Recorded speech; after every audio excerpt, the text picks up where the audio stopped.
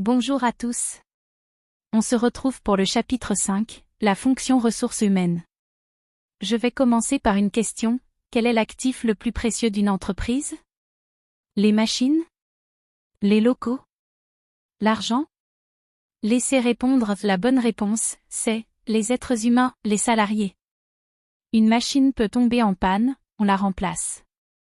Mais un employé compétent, motivé, expérimenté, ça n'a pas de prix.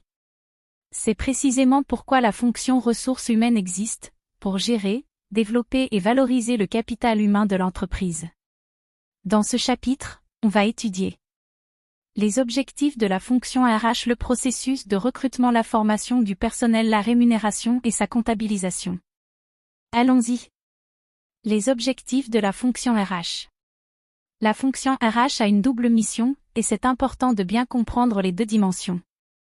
D'un côté, elle sert l'entreprise, elle doit fournir à l'entreprise le bon nombre de personnes, avec les bonnes compétences, au bon moment. Pas trop de personnel, coûts excessifs, pas trop peu, sous-capacité. De l'autre côté, elle sert les salariés, elle doit veiller à leur bien-être, leur développement, leur motivation et leur sécurité. Ces deux dimensions ne sont pas opposées, elles sont complémentaires. Un salarié heureux et bien formé est plus productif.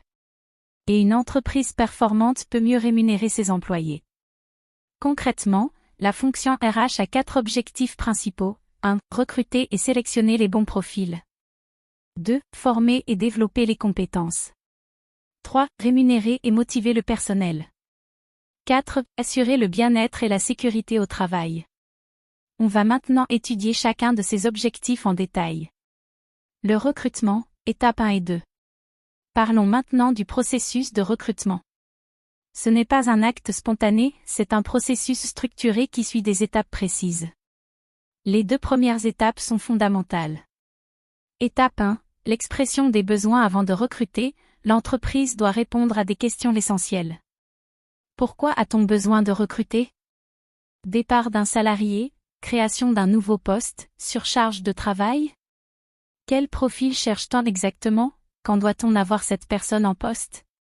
Étape 2, la définition du profil de poste. C'est ici qu'on rédige la fiche de poste.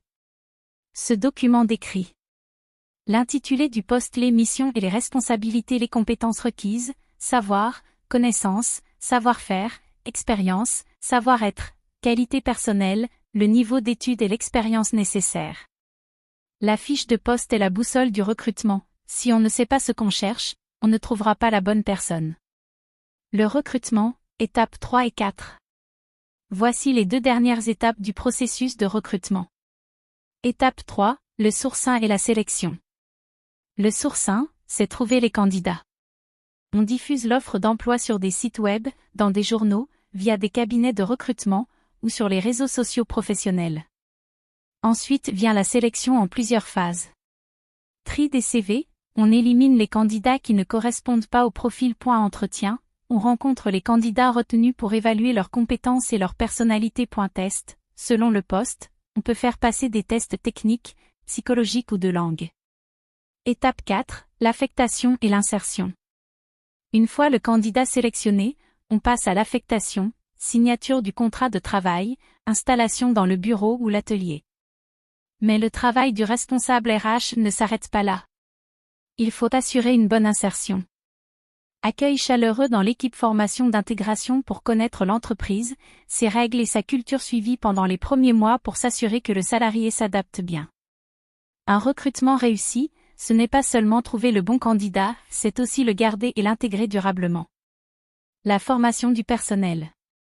3e grande mission de la fonction RH, la formation du personnel. Voici quelque chose d'important à comprendre. La formation n'est pas une dépense. C'est un investissement. Comme on investit dans des machines pour produire plus, on investit dans les hommes pour être plus compétitifs. La formation a 4 objectifs.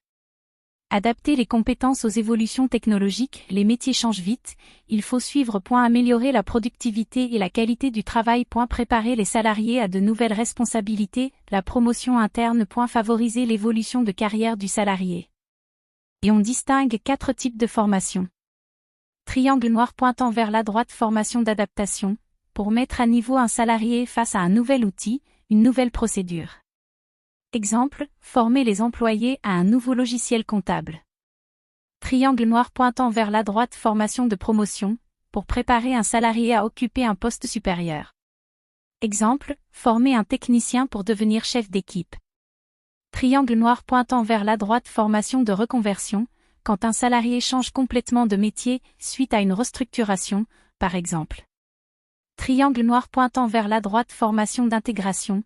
Pour les nouveaux salariés, on leur apprend comment fonctionne l'entreprise, ses valeurs, ses règles. Retenez bien ces 4 types, ils peuvent tomber à l'examen. La rémunération, notions et éléments.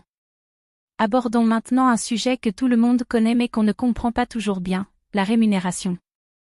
La rémunération, c'est la contrepartie financière que l'employeur verse au salarié en échange de son travail. Mais attention! Le salaire ne se limite pas aux chiffres sur la fiche de paie. Il comprend plusieurs éléments. 1. Le salaire de base, c'est la rémunération minimale garantie, fixée dans le contrat de travail ou par la convention collective du secteur. En Tunisie, il ne peut pas être inférieur au SMIG. 2. Les primes et bonus, c'est la part variable du salaire, liée à la performance individuelle ou collective, prime de rendement, prime de fin d'année, bonus sur objectif. 3. Les avantages en nature, ce sont des compensations non monétaires, un logement de fonction, un véhicule de service, des tickets repas. Ils ont une valeur réelle même si on ne les reçoit pas en argent. 4. Les cotisations sociales, une partie du salaire est prélevée pour financer la protection sociale, la CNSS, la retraite, l'assurance maladie. Il y a la part salariale, payée par l'employé, et la part patronale, payée par l'employeur en plus du salaire. Formule importante à retenir, salaire brut égale salaire net plus cotisation salariale, coût total pour l'employeur égale salaire brut plus cotisation patronale. La comptabilisation de la rémunération. Maintenant, parlons comptabilité. Comment enregistre-t-on le paiement d'un salaire dans les comptes de l'entreprise? Voici les comptes que vous devez absolument connaître. Compte 641, rémunération du personnel, c'est une charge pour l'entreprise. On le débite pour le montant du salaire brut. Compte 645, charges sociales, les cotisations patronales, c'est aussi une charge pour l'entreprise. Compte 421, personnel, rémunération due, c'est ce que l'entreprise doit aux salariés, le salaire net à payer. C'est une dette. Compte 431, sécurité sociale, CNSS, les cotisations sociales à reverser à l'organisme, c'est aussi une dette. L'écriture comptable type pour la paie. On débite le compte 641 pour le salaire brut total. On crédite le compte 421 pour le salaire net à payer aux salariés. On crédite le compte 431 pour les cotisations salariales et patronales dues à la CNSS. Prenons un exemple concret, un salarié a un salaire brut de 1200 cents d'été. Les cotisations salariales sont 180 d'été. Les cotisations patronales sont 240 d'été.